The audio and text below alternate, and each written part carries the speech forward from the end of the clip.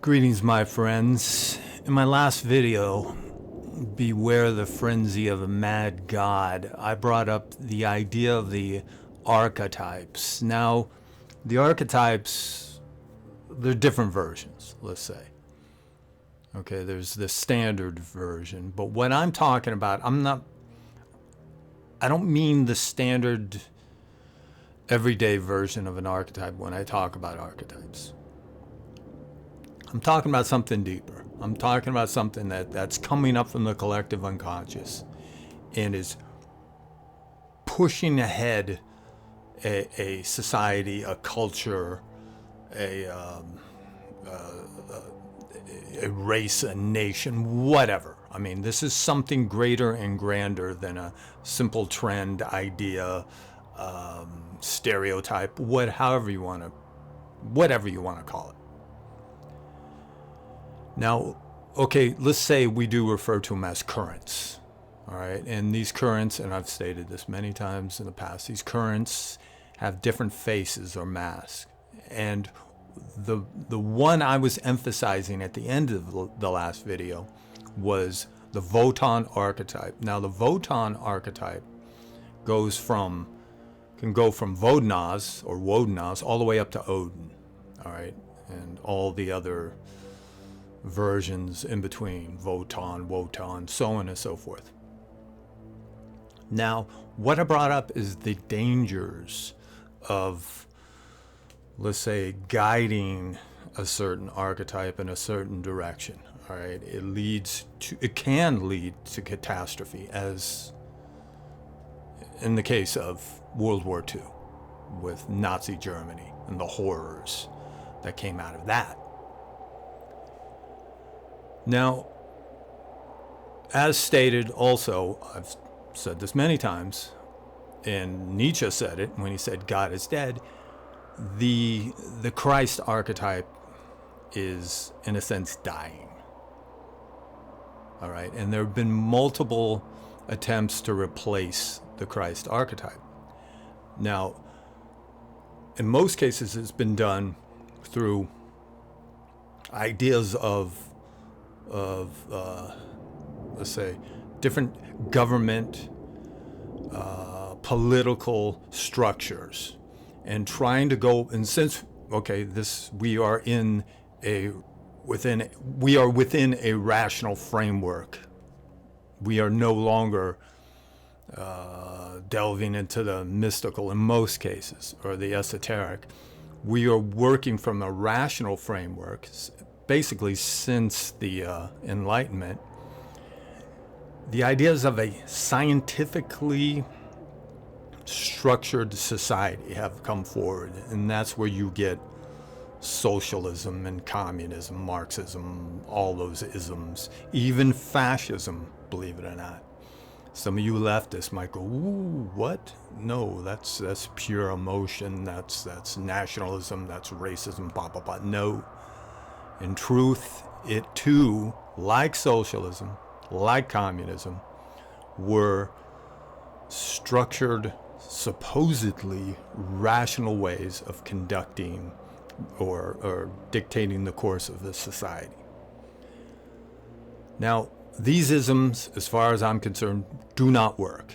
As I stressed in that last video, they only work, or they only come about through threats of violence.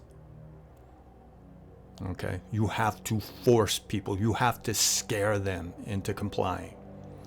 The real power, the real flow, the real current is something much deeper. It's something that taps into the deepest parts of the human psyche.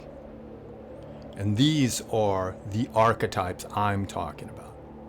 Now, since, let's say we all agree, the Christ archetype is dying. Sorry, Christians.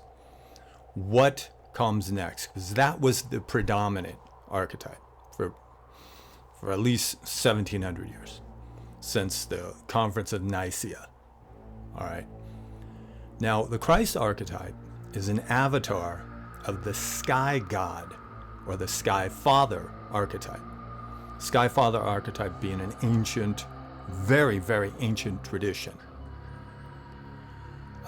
amongst the Indo-Europeans and amongst Indo-European mythology, let's call it.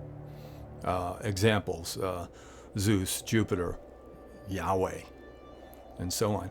And at one time, they attempted to shove the Wotan archetype up into the Skyfather position, but it didn't quite work. So you have, the Skyfather archetype, and you have its avatar, Christ, all right? And like I said, it's dying. Now, my basic question on my last video was, what comes next? What is the next archetype? Now, there are no new archetypes, let's say. They could have new faces, they can wear new masks, but there are no new archetypes. As they say, there is nothing new under the sun. So, like I said, I asked the question, what comes next? And some people came up with different ideas, all right? One friend, and I found this intriguing, came up with the idea of Prometheus. Now, if you don't know who Prometheus is, learn some Greek mythology. Anyway, he was the guy who gifted humankind with fire. Right? Not only that, he was the one who was commissioned by Zeus to create humans, if you will. Now, Prometheus was a Titan.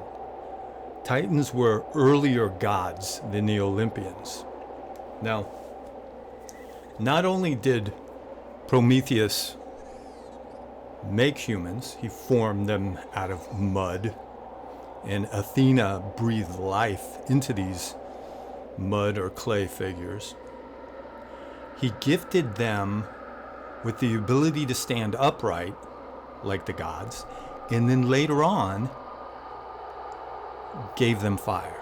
He stole fire and gave it to them, and that pissed Zeus off. And what did Zeus do? He chained him to a mountainside and had an eagle come and pick away at his liver, tearing it to pieces.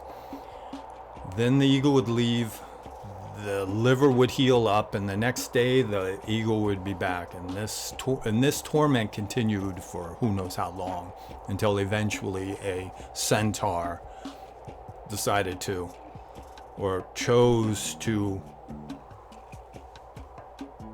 basically replace Prometheus in his torment, and Hercules ended up killing the eagle. Anyway, the gift of fire. What does that symbolize? Fire, in its mythological context, or mythological symbolism, in this case, symbolizes intellect, the divine intellect of the gods. Prometheus gave us, in a sense, intellect.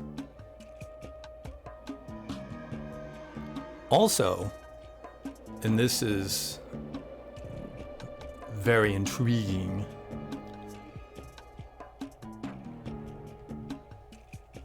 because of certain rebellious qualities, Prometheus has similarities to the Christian interpretation of Satan.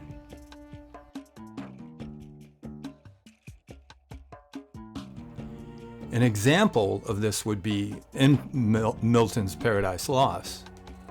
That version of Satan has many attributes, many of the same attributes as Prometheus.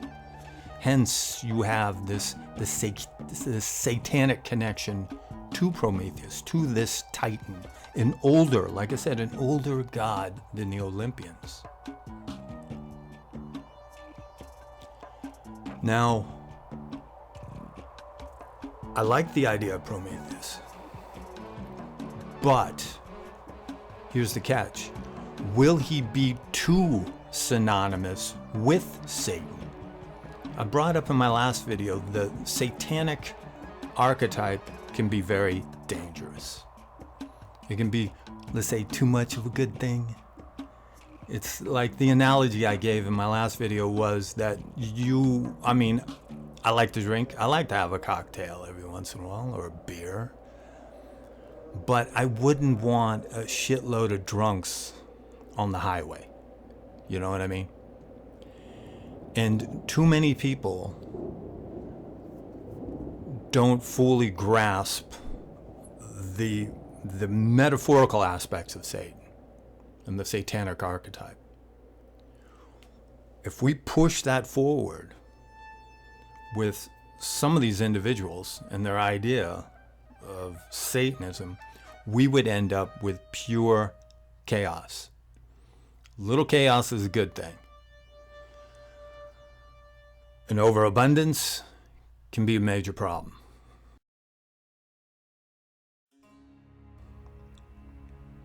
So, once again, my friends, foes, and faithful minions, which archetype sounds the most appealing?